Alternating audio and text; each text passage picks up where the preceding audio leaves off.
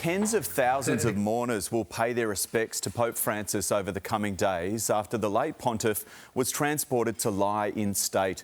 The Pope's coffin was carried from his residence at the chapel of the Casa Santa Marta to St Peter's Basilica, with huge crowds gathering at St Peter's Square to watch Francis's final journey. Joining me now is Vatican correspondent Colin Flynn at Vatican City. Great to have you with us again. So take us through the actual ceremony. What happened during the procession?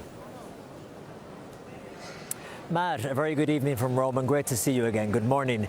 You know, it was a very emotional day once again here in Rome as this morning Pope Francis left his home within the Vatican and made his way to St Peter's Basilica. And when they were leaving, Cardinal Kevin Farrell, who was running the day-to-day operations of the Vatican at the moment, he said to all the cardinals that were there, he said, "Dear brothers and sisters, let us thank the Lord for the many blessings that Pope Francis gave to us."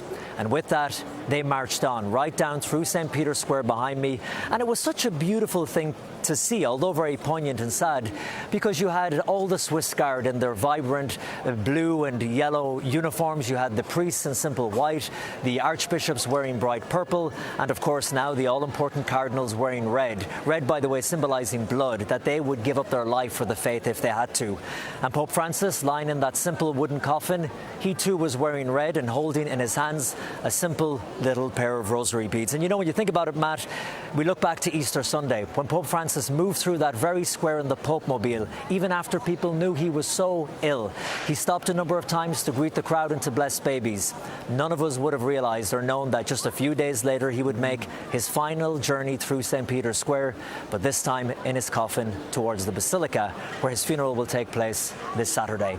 Yeah, that's right. We've heard from some Australians that have ventured over there to St Peter's Square. They said that it's had a huge impact on them, once in a lifetime opportunity for some people to say their farewells. Colin, thank you for your time. Here's Nat.